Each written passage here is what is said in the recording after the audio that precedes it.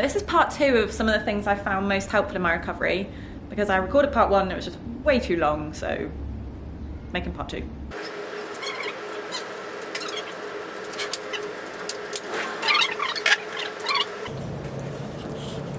Right, we've got the window cleaners in, but now I feel a bit weird about them watching me record, so I'm just gonna go upstairs.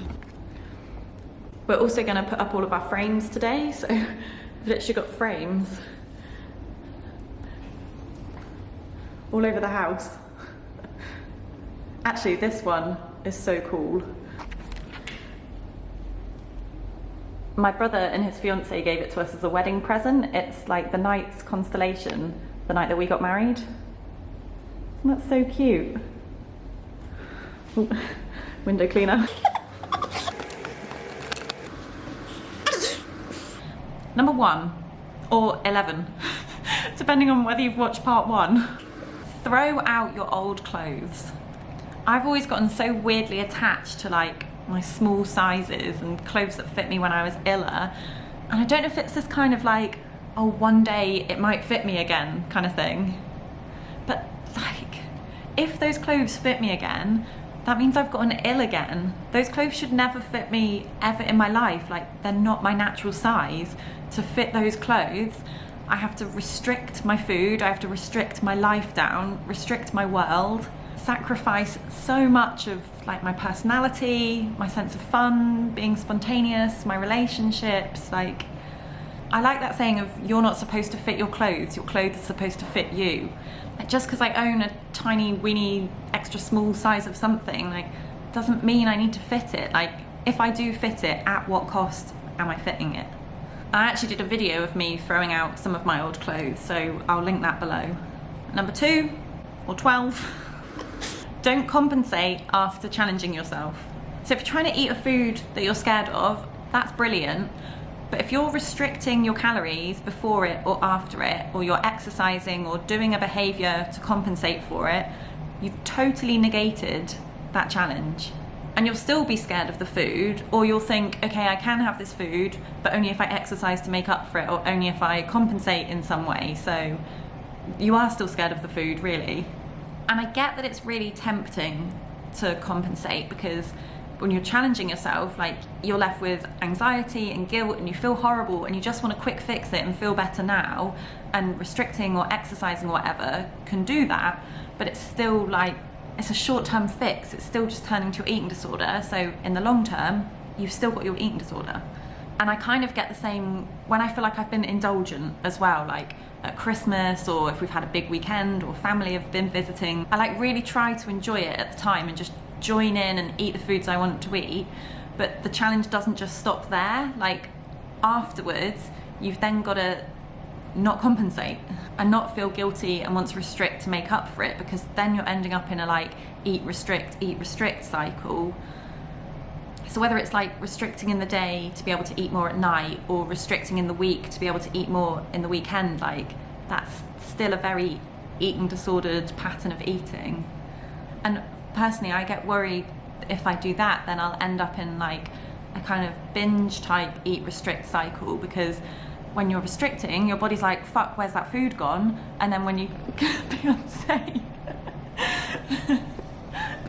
Then when you give your body the food again, it's gonna be like, oh my God, I forgot about this food, or I don't know if I can trust it. What if it gets restricted again? And then you could end up eating more.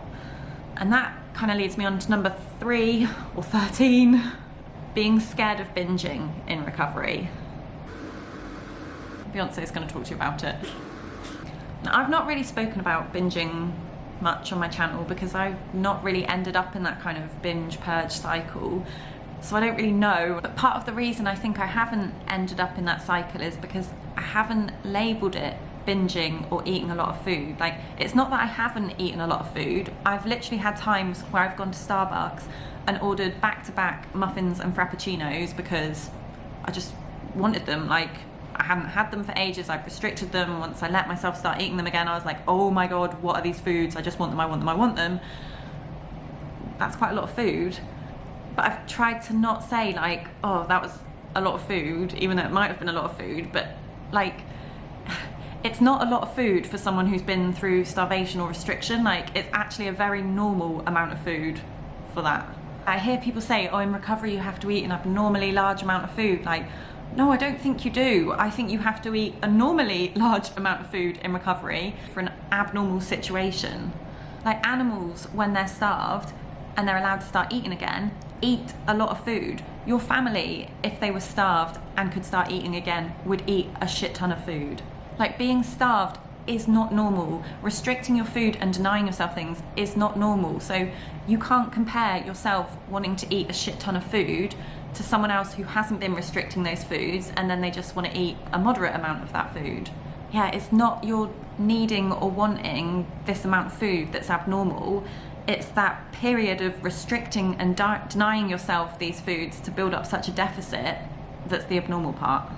Anyway, I'm not some like perfect recovery person here. Like, if I go out for a 3-course dinner and then get home and then eat a ton of chocolate, which I've done a few times because I don't know why, I just still want chocolate after a meal. Like, I feel shit after I do that. And then when I wake up the next morning, I'm like, oh, you need to miss parts of your breakfast now to make up for the calories from yesterday, blah. Like, I get these thoughts, I really do. And that's when I try to say to myself, like, my body needed it, my body wanted it. If I ate chocolate, it's because my body needed and wanted it.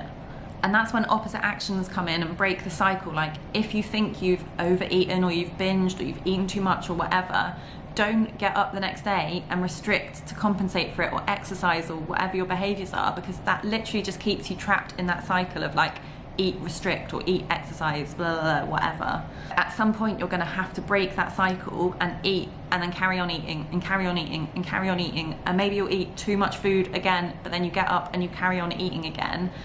And then eventually, like for me with frappuccinos and muffins, I don't go to Starbucks and order 8 now because I know what they taste like. Like, I can have one and be perfectly fine with that, and then maybe have one tomorrow or one next week, and I'm genuinely just fine with that. But maybe if I'd have eaten 8 frappuccinos and muffins and then restricted afterwards, I'd have gone back into craving them and denying myself them, and then when I was allowed to eat them again, I'd have then wanted to eat a shit ton of them again. Like, yeah, I'm really not an expert here, but in my experience, like, my psychologist helped me a lot with this in saying that extreme hunger is a totally normal part of recovery.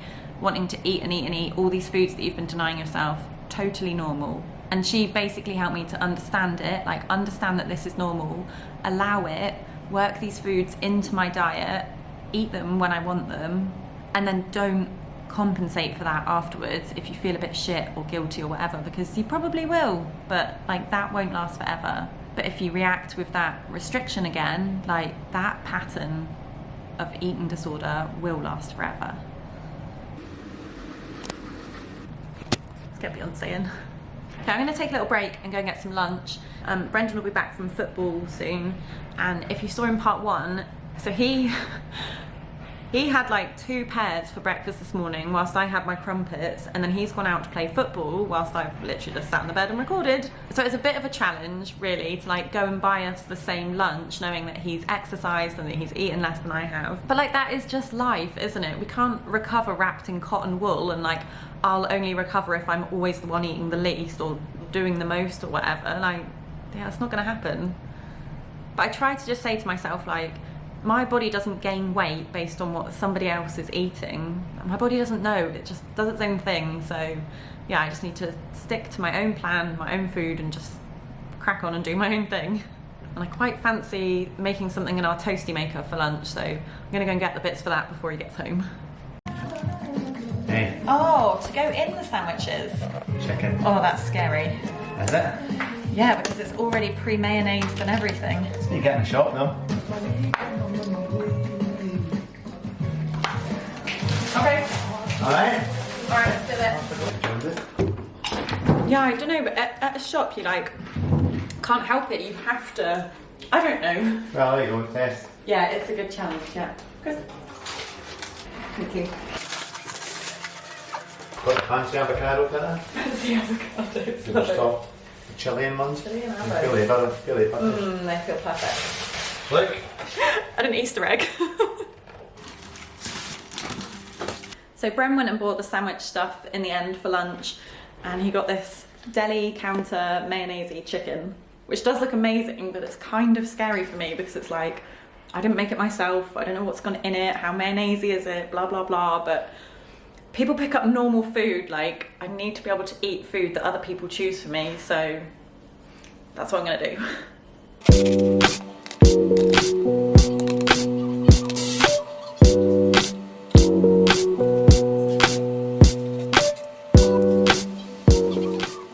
Bren, I might need your help, like, pushing the stuff into the bread.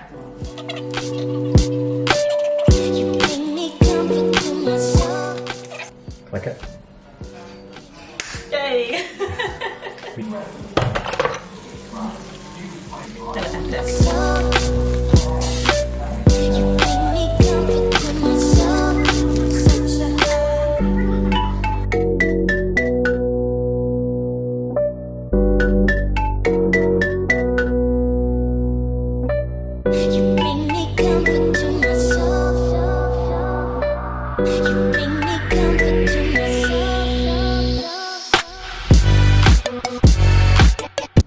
Okay, so we've just had lunch and I want to show you another thing that's helped me so much during my recovery. One sec.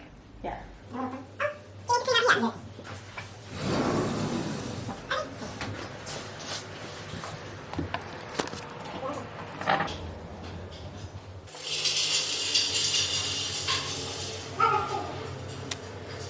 Okay, window cleaning day was the worst day ever to try and do a video.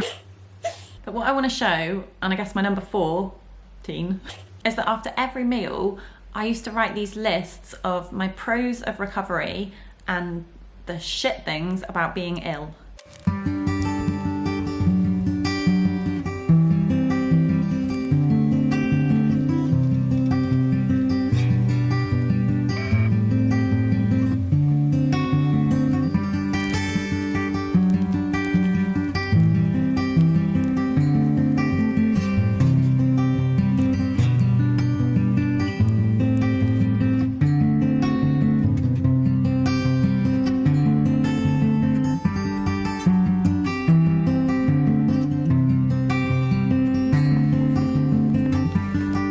So I'm not joking, I went through a stage in my recovery when I wrote those lists after every single meal and snack. And the lists would quite often end up being the exact same things on them, but they just helped so much to connect me to that like big picture of what I'm trying to do and not get lost in the detail of like, oh, I'm scared of this food, or I've had too many calories, or I gained weight this week, I'm going out for dinner later so I should miss a snack now, whatever. Like, it helped me remember like, no, restriction is shit, suppressing your weight is shit, like life is so much more than that. Obviously everyone's list will be different, but my psychologist got me to do it and I just can't recommend it enough as an exercise. It was so helpful. She said like the point of it was to step back and remember that big picture of why are you trying to recover. And that leads to number 15. Keep a telescope lens rather than a microscope. And I spoke about this yesterday when I was recording a vlog and the video ended up being too long, so I've cut it out, but I'm just gonna pop it in now. I don't know how this is gonna work. And I heard this brilliant thing recently on the Calm app, which I've just got a subscription to. It's really, really good. I really like it. Definitely recommend. Anyway, there was some quote about using a telescope instead of a magnifying glass, which I've made sound really shit, but if you kind of think about it in terms of like, we're stuck with our, what is it? Microscope, magnifying glass. Magnifying glass. Yeah. Oh my God.